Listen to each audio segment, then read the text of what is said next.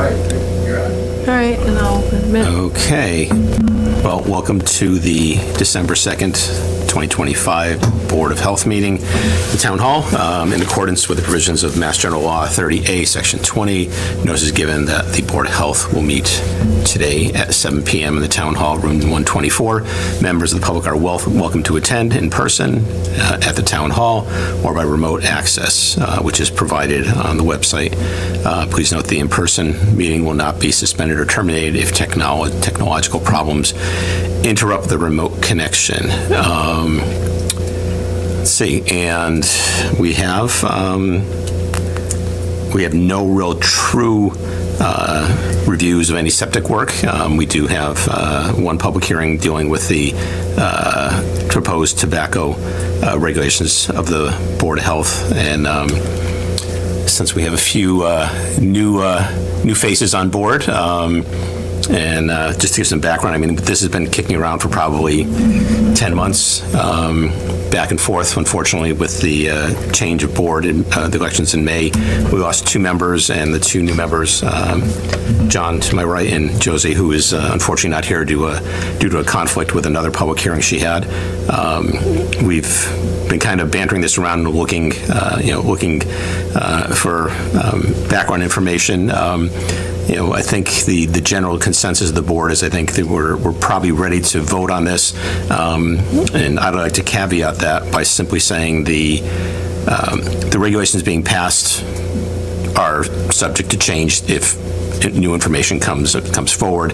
Well, that's not necessarily the most efficient way to doing it, but there's a lot of information on the web, a lot of publications that discuss this topic throughout the state, and I'll be honest with you, it doesn't seem like of the 351 communities in Massachusetts, it looks like there's only maybe 40 or 50 that are really taking this seriously, so I'm not quite sure where the reluctance is on this, because it just doesn't seem that there's really a major impact. I know that there's been stats have been provided to the board about 20% of revenue being lost by putting restrictions on this. But looking at the vendors in town that sell these products, they're selling liquor, they're selling other things. They're not selling a heck of a lot of nicotine patches or pouches.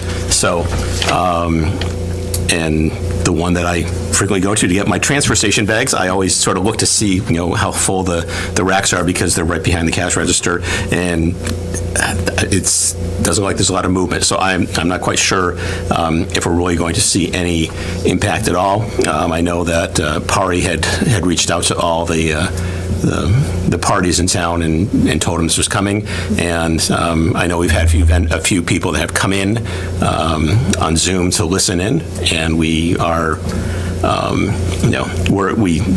we've sort of studied this long enough, and I think it's probably time to move on. But again, I leave this in a position where we can things can be amended if some better information comes forward.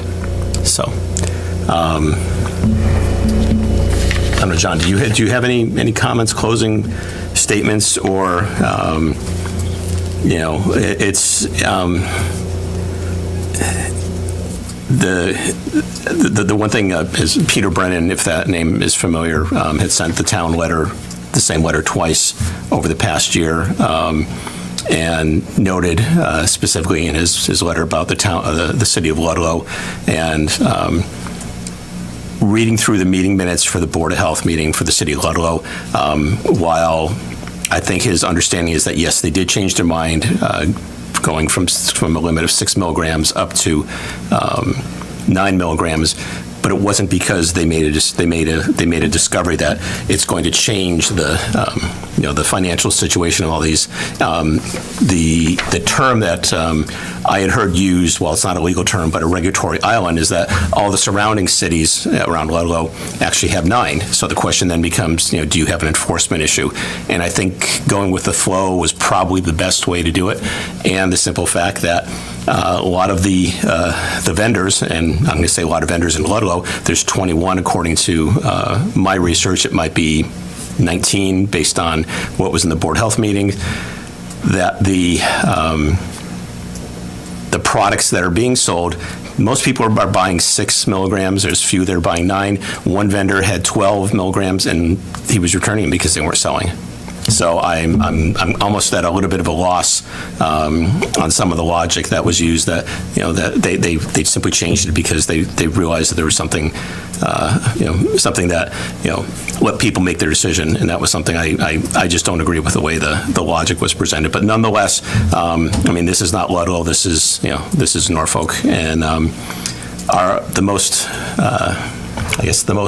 closest proximity city or town to Norfolk that has 6 milligrams is Norwood, and Norwood is a heck of a lot bigger. And I have no idea how many vendors there are. I didn't research that have tobacco licenses. But again, it's not.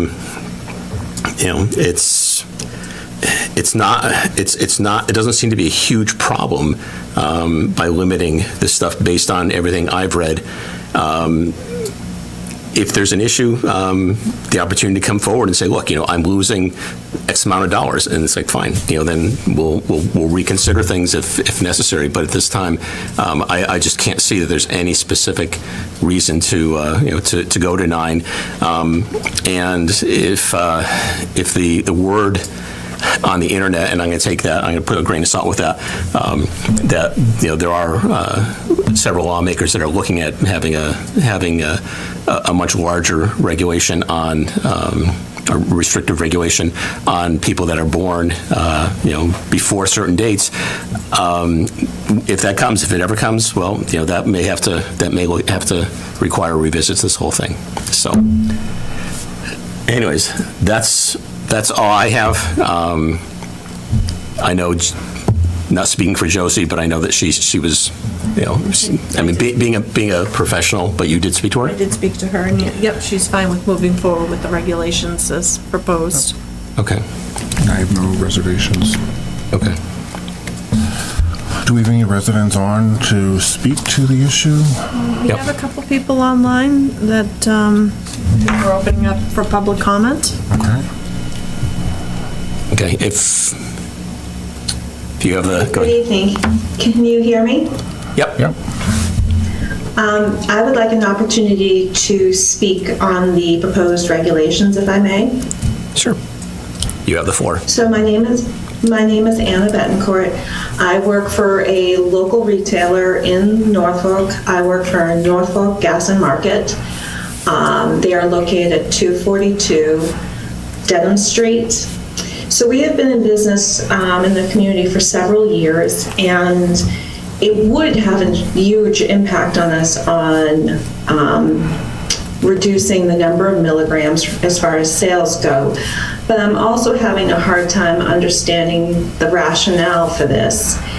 In my mind, it is similar to telling Dunkin' Donuts they can't sell a medium cup of coffee anymore, or they can only sell small and medium and no large. There is no difference in harm to the product or the consumer with a higher milligram content. When I'm not sure if you're familiar with the FDA safer alternative, so I'm not sure why we would look to reduce the offerings to consumers and have them use a more harmful product.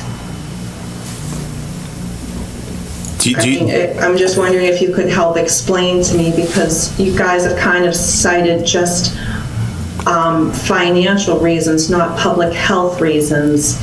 And it seems to be, well, the argument that everybody else is doing this, so we're supposed to do this. So I'm just having trouble understanding the reasoning. And when I read through the regulations, it really didn't make much sense to me, to be honest. So I'm just wondering if you can help me understand the thought process behind this, and if you really understand the difference in the products and how much this is a much safer alternative. The way I look at it is that nicotine is an addictive compound. You can get addicted to that. So this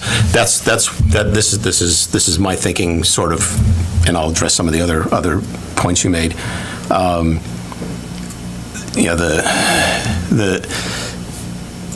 Pushing someone to a more toxic, more,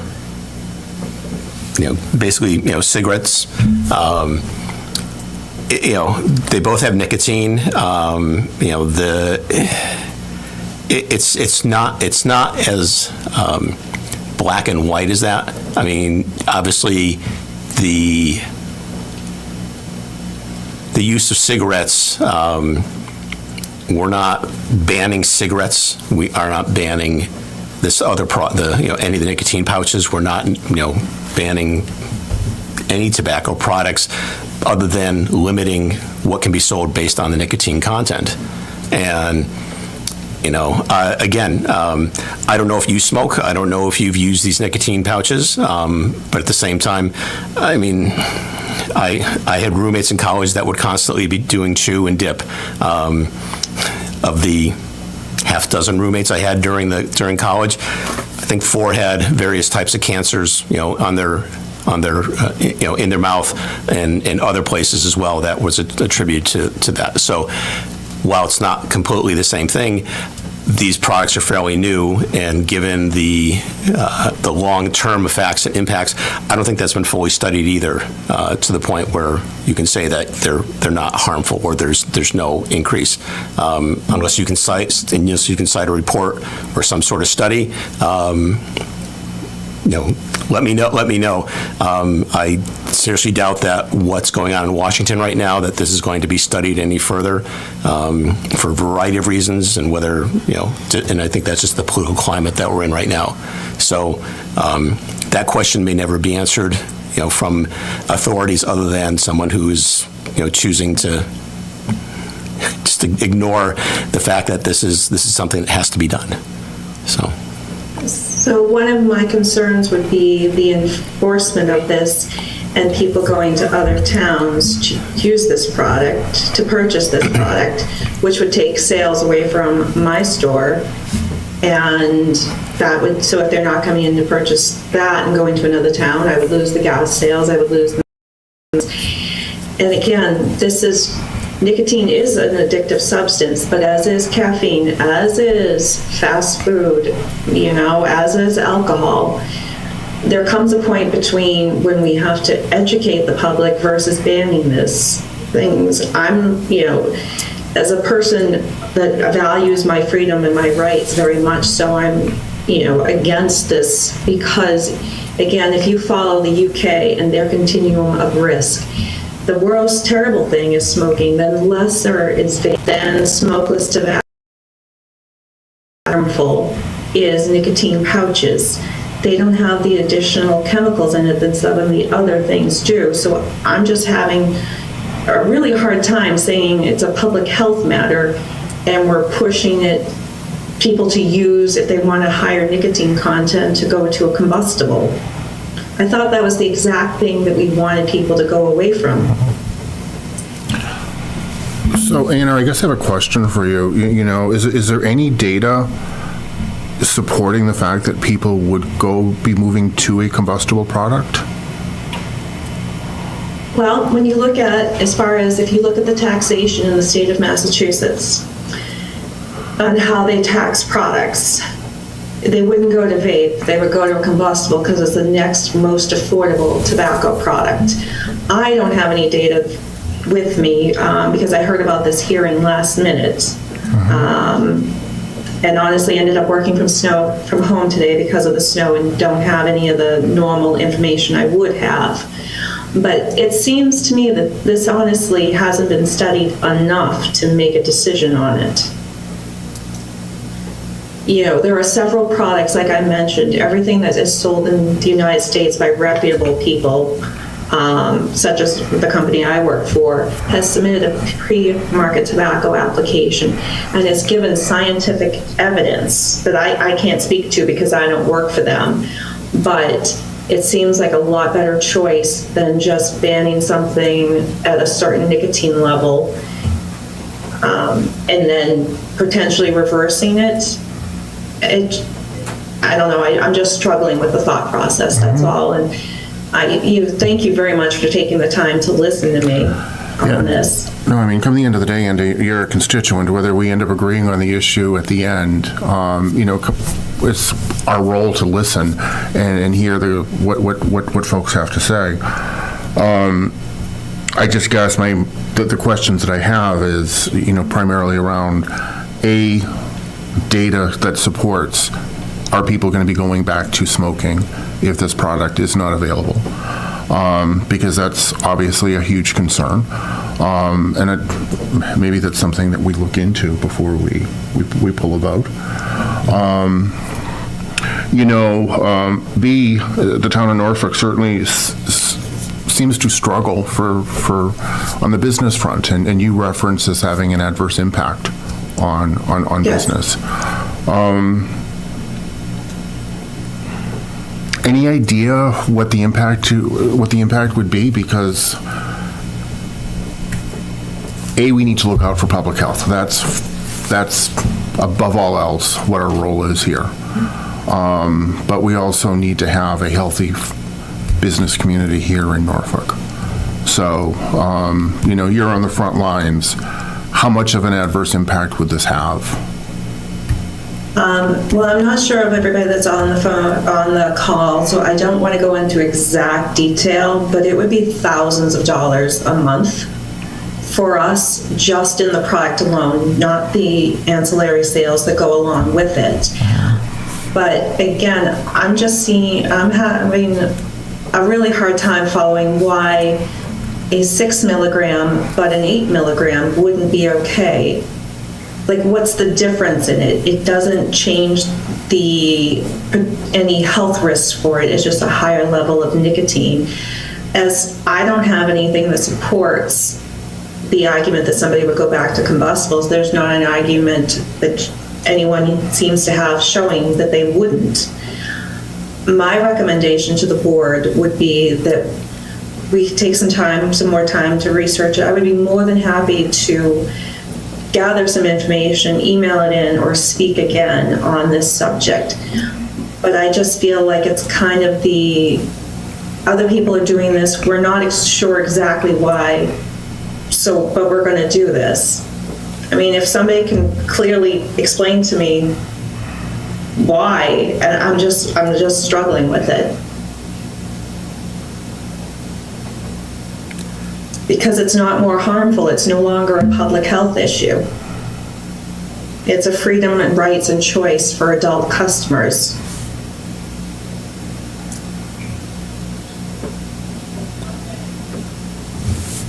Okay. Well,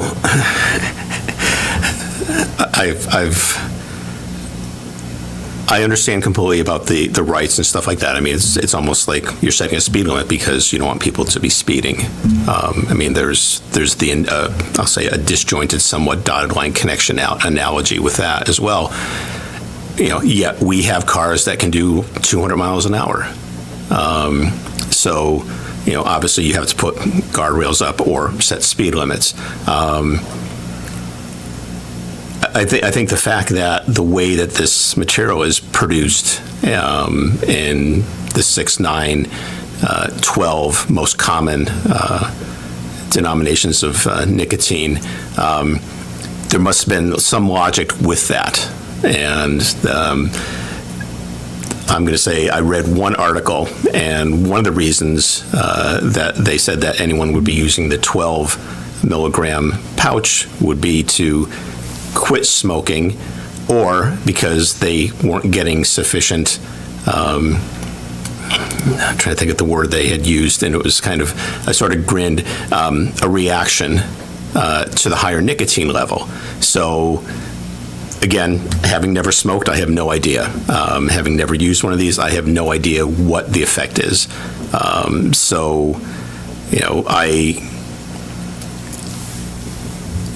I echo John's sentiment about, if there's some study that says, yes, in fact, that there's been X number of people as part of a 100,000 person study that, yes, they went back, they didn't have nicotine pouches available, they went back to using tobacco. I mean, if there's some definitive study that says that by a reputable company, if you can produce that or something to that effect, I mean, that would be helpful. I mean, we're learning this to a certain degree at the same time, looking at what other cities and towns have done and successfully done. it's, look at like I said, Norwood is the closest place we have here. Other places that have it are pretty much Western Massachusetts, more in the northwest corner, down in the Cape, and in actually Chilmark on the Vineyard. So that's something that, it's sort of a randomness. Now the question is, are you looking at affluence, or what is driving this same regulation at those locations as well? Are they trying to stay ahead of the curve, or are they realizing that, yes, there is a health risk? The deliberations in Norwood, I did not find anything that was useful or anything that contradicted what I had said before, or with any of the other, with Ludlow, or supported anything you had said. So, I mean, we're kind of in a vacuum when it comes to that. So I don't, They didn't look at necessarily the financial aspect of things. I know you're looking at the financial aspect of things, and that's something that's concerning. I mean, you are the first person to bring that in front of this board with a number. I mean, you said several thousand. So, One of the things I would like to point out is, although all of the manufacturers have submitted a pre-market tobacco application to the FDA, which is required by law for them to be on the market, many of them are also going for a modified risk application, which, if granted by the FDA when they do approve their PMTA, would show that it is a much less harmful product, and that would be comparing it to other tobacco use. So again, that's kind of where I'm struggling with the process, because there's no one that can say that a 6 is a better health choice than 8 milligram. And if there's a customer base for it, and we don't know what the benefit is to limiting this legal product, I just struggle with that. I respect your decision process, but in my opinion, I really feel that it needs more time to be looked at. Okay. I mean, are you guys familiar with the modified risk and what information they have to submit to the FDA and what the PMTA process looks like? Yes, I have not looked at the federal applications. I've looked at the Massachusetts information. And that's, when we looked at some of the flavored products earlier this year, where it's very clear that how you define a flavored product, and yet the same product that was flavored and clearly says it's flavored on the Massachusetts application says it's not flavored. And I have to admit, I don't remember exactly which one that was. So there's trying to sort of sift through the nuances and the interpretation of the regulations. Maybe we need to do that a little bit more in detail. But again, that's one aspect of it. But again, looking at the issue of health,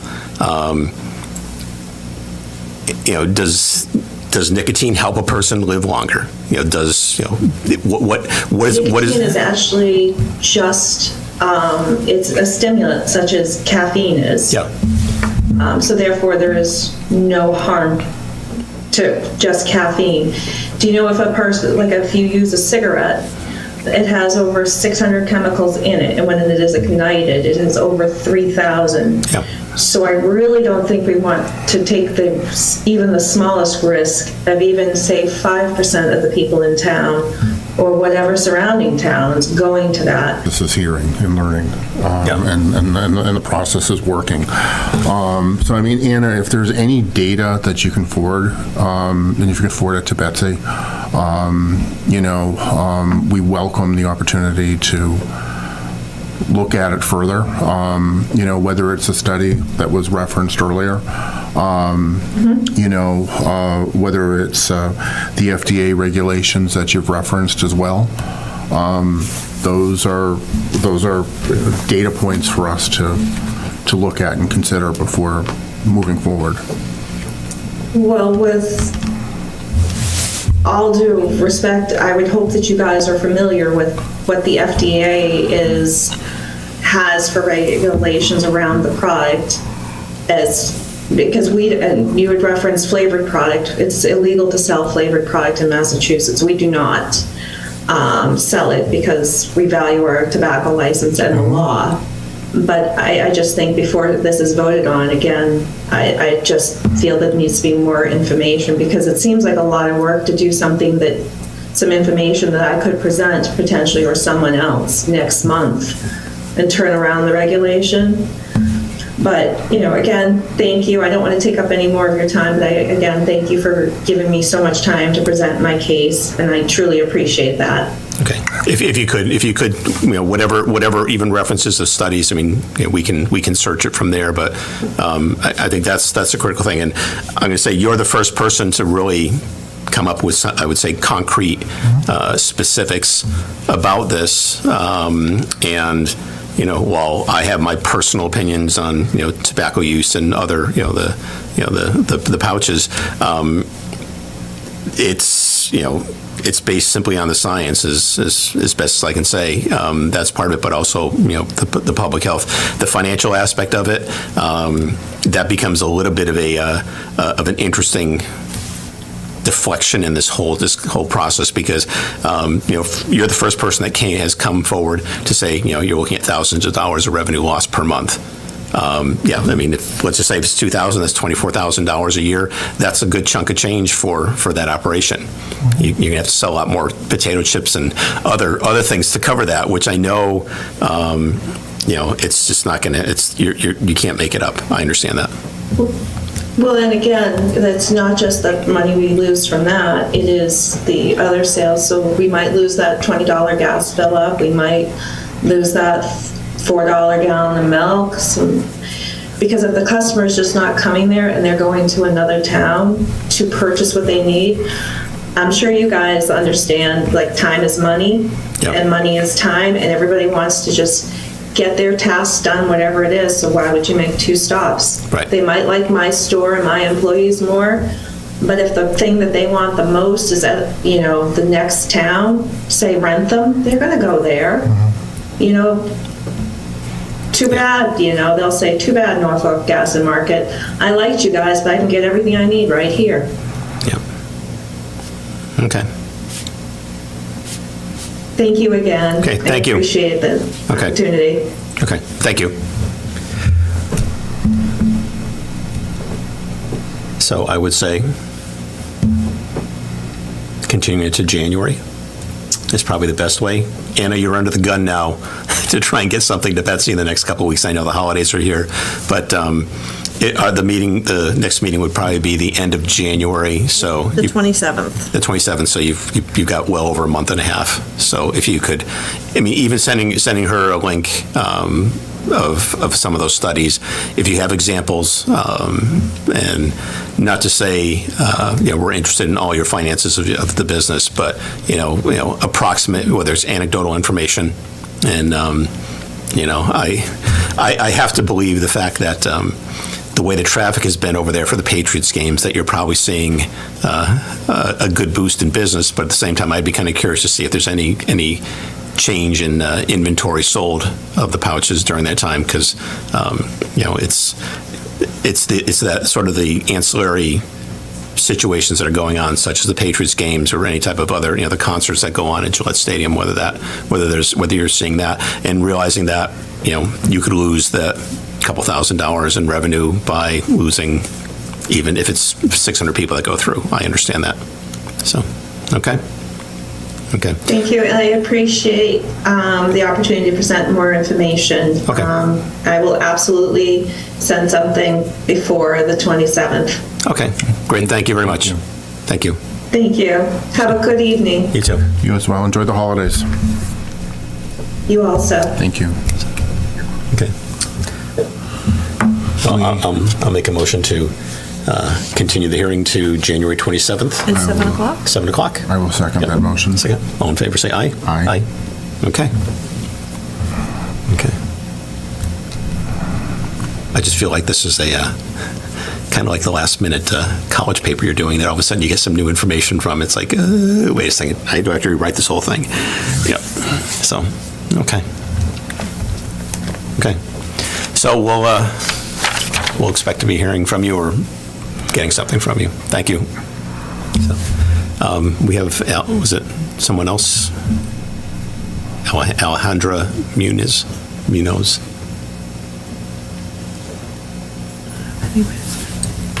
Are they here for that? I'm not sure. Don't know. All right. Oh. Okay. So moving on to the next one, if there's no other comments from our other visitor on Zoom. Okay. Oh, I see them. Okay.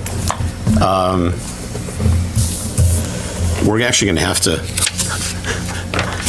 wait till next month for the meeting minutes because I was absent. You actually can vote on them. I can. You can, but we can wait. I looked at it. There was really no. I mean, there was no true voting of business or anything like that. So, okay. I make the motion that we accept the meeting minutes from the meeting that took place on the 28th of October, 2025. And I will second that. Okay. All in favor, say aye. Aye. Okay. I forgot about that minor detail. Yeah, so. That was always my understanding, but we got something recently that said that a member that's absent can vote on the minutes. Yeah. I'll be honest with you, if there was a discussion of some public hearing, Sure. it would be Yeah. a decision for the Board of Health, yeah. So, okay. Next item, Body Works regulations. Matt, anything you need to add, or you want to talk about this before you? Yeah, I don't have anything to add. I know I've gotten some comments and a little bit of feedback back.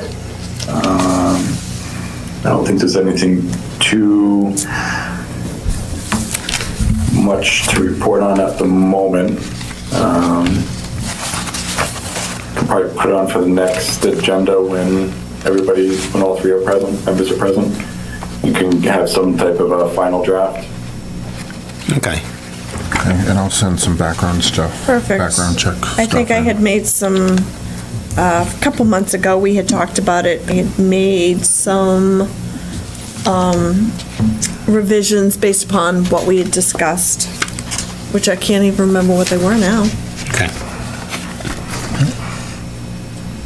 I know I only had one that I think it was just more for clarification purposes, and I have to admit, I don't remember specifically where. Off the top of my head, I don't remember either. There's no urgency. Nobody's knocking on the door. I think it's something that Yep. would be good to have in place. Okay. Exactly. It's not urgent, so Okay. we'll just continue that to the next meeting. Yep. Go to next meeting. Matt, any updates? No, everything's been steady and normal. I do have information that hopefully Cranberry Estates, that subdivision over more off Lawrence Street, should be filing for perk applications for the new construction season. We haven't seen anything yet, but I have heard that they have to go ahead to move forward with it. So hopefully they'll get them in, and that'll certainly keep me busy through the winter months. Okay.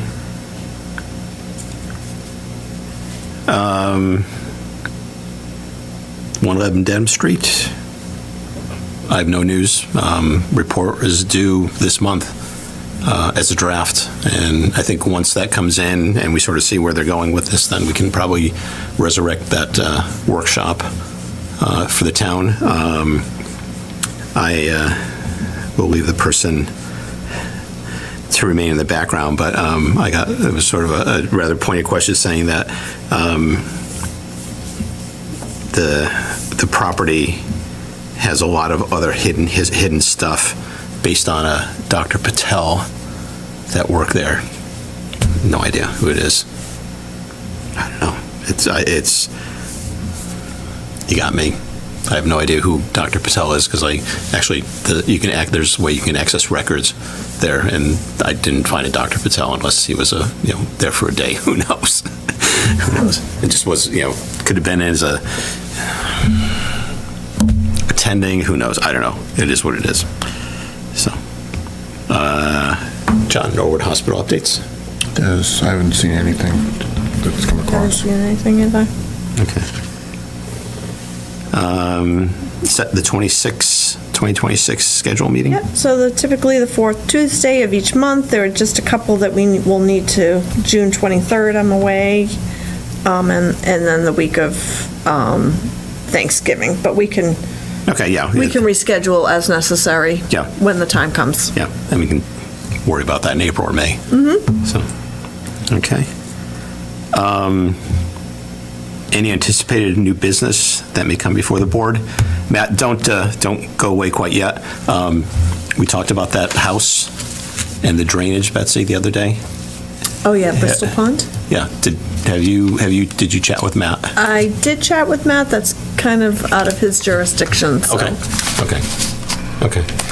Yeah, I wasn't sure, so that's, It looks like there might be a drainage easement, so that would either fall under DPW conservation or planning and zoning if that was some part of some approved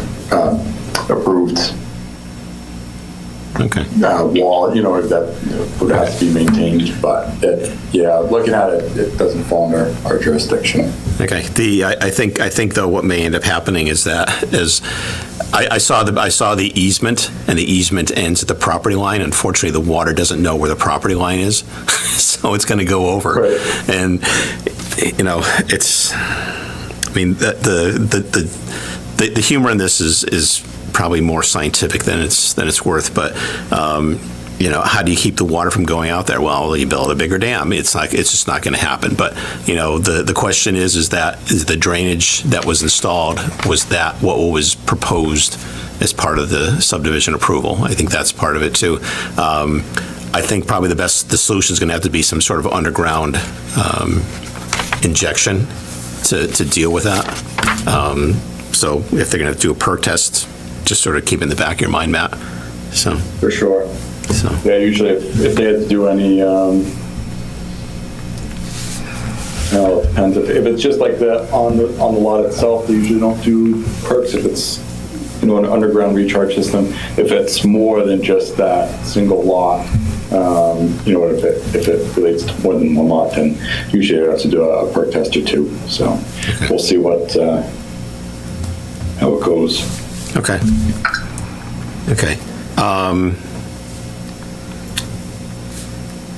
As much as I'm not necessarily there's a certain amount of entertainment value looking at Facebook pages and stuff like that, but some of the recent postings about the solar array and this battery storage and the procedures and the passage of a Warren article several years ago, and apparently the size of this solar array has grown twice plus the size. It's now 6 megawatts instead of the original 2.3-ish. And the battery storage, the first plan I saw was a 15 by 15 square that said battery storage, and actually they're looking at 3 megawatts of storage, which is probably 2 60-foot trailers, 10 or 12 feet wide, and weighing in probably at least 80 tons apiece.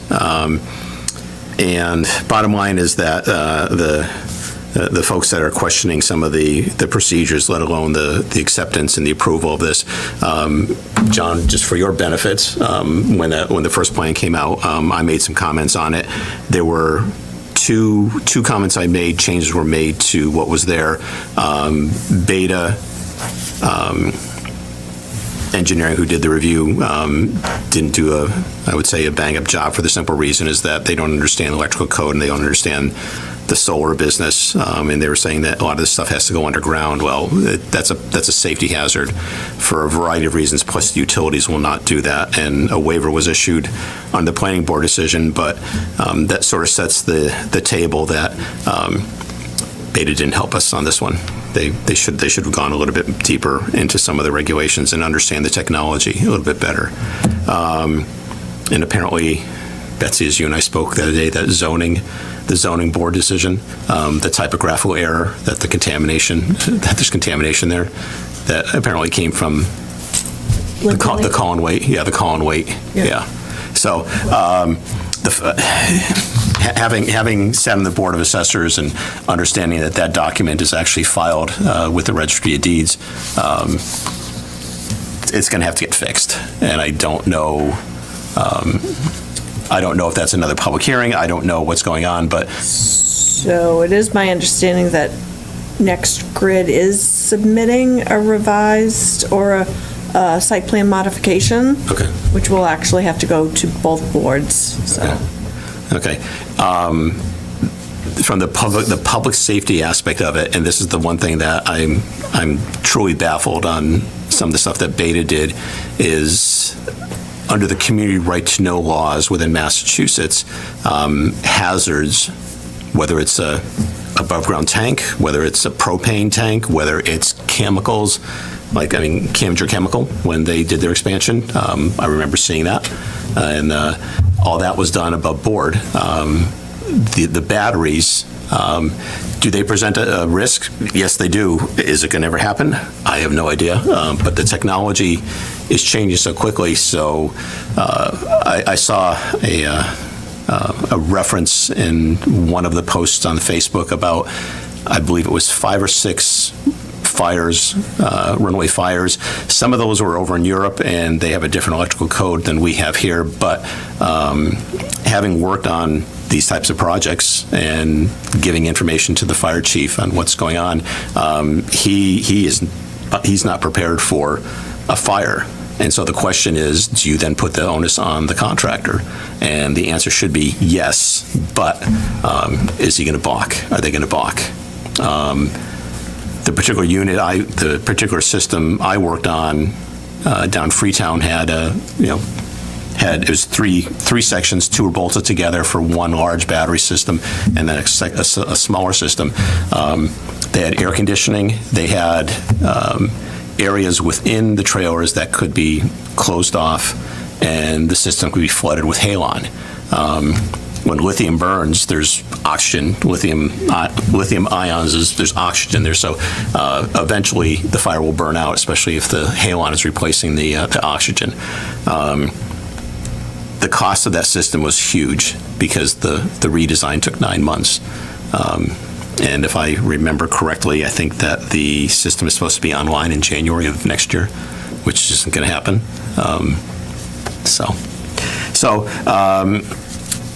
I think that's going to be something that we're going to probably have to look at a little closer when the next thing comes in. So if you could pass it on to other board members. Yep.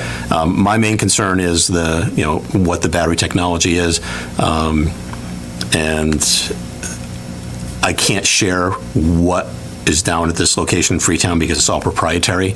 I have limited pictures of the enclosures, but I can't provide the pictures of the batteries because it is proprietary technology. And the last thing I want is to have to deal with somebody complaining about that. But John, for your benefit, they're simply worried about a runway fire. I mean, the hoverboards and the lithium batteries are there. These batteries and these units are a little smarter. I mean, everything has temperature sensors on it. It has voltage sensors. It tells you when it's not happy. They have the ability to disconnect it and throw a switch and isolate it if there's a problem. It's a little bit more technology. What's the battery storage for? Power.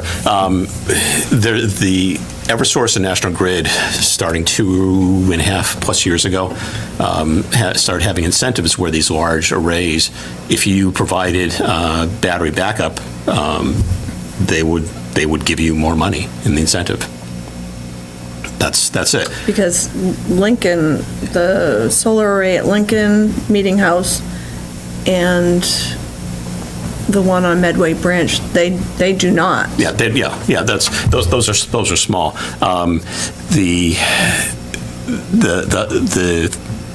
The reason why they're asking for battery storage on a lot of these is because it has the ability to stabilize the grid. This particular location down in Freetown, the big battery bank, at any time, it was 5 megawatts of power that you could put into the grid if there's an outage somewhere else or if the demand is there. And when the demand increases and how that's tracked by power plants and the utilities, it's actually the group is called ISO New England, and they manage the grid throughout New England.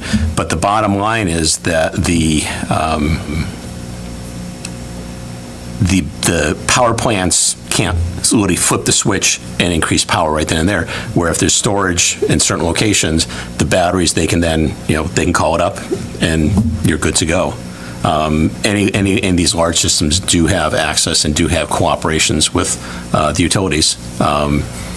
All the wind turbine work I've done, same thing. The utility has the ability. They can, if they're seeing a problem, they have the ability to go in and they can turn off that system, and then they tell you. But that's more for safety reasons. But if there's a demand because of a spike for some reason, or there's a failure of the grid elsewhere that's feeding an area that's still connected, you can then tap into that. So part of it is to stabilize the grid. I mean, it's the solution. It's not a very, very elegant solution, but it works. It works. So. Okay. So, I mean, when there was a major power outage out here 2 or 3 years ago. I assume we would have the ability to transition to these backup batteries within our town to get our town back up online. When you talk about stabilization, is that what you're referencing? No, it's simply it's simply demand. It's simply demand. Okay. So, for example, at one point, the town schools that had generators, the prisons in Walpole and the 3 in Norfolk, they've all enrolled in this program called Demand Response. And that demand response, and I know this isn't Board of Health stuff, but the demand response is you get a call from ISO New England, and they say from 2 p.m. to 4 p.m. you need to disconnect from the grid and run your emergency generators. So what you're doing is you're taking load off the grid, but you're still remaining in business. And the fact that the schools have generators that can handle the 100% load. It works. There's payments that are made to you or credits are given to you on it. But again, that is becoming very antiquated thinking because the cost is so high. I mean, to give you an idea, when Bay State used to disconnect from the grid, they'd get $50,000 for 3 hours worth of running. Yeah, it's not bad, but of diesel fuel. so you got to make it up somehow. So are your costs there? DEP objected to the older generators that were before what they call it the stage 4 generators. Or, I'm sorry, tier 4 generators, because the emissions were so bad. Mm-hmm. A generator from the 1980s, 1990s is incredibly dirty emissions, where the tier 4 emissions, which any of the new generators that are put in now have that, they're significantly cleaner. So, but anyway, so the Board of Health is going to have to, probably is going to get involved, and I have a sneaking suspicion that the Select Board is going to get an earful at some point in a meeting coming up. Mm-hmm. So. We need to look into. We need to hear what the concerns are. It's a safety. It's a safety. I mean, but we need to look into them. Yeah. It's the safety issue, which I agree is there. And again, having been through the same group of questions, the customers, the surrounding people down Freetown weren't asking that. This was a common sense thing that the town actually brought up, and it was it took 9 months to re-engineer it. The good thing about it is that they could still put the array in at the same time while they were working on it, but the actual final startup was delayed a couple months. So anyways, well, Don, are you just sort of hanging out? you addressed the issue. So And we can talk more after this if you want. But do I hear a motion to adjourn? Motion to adjourn. Is there a second? Second? Second? All in favor, say aye. Aye. Okay. 7:54.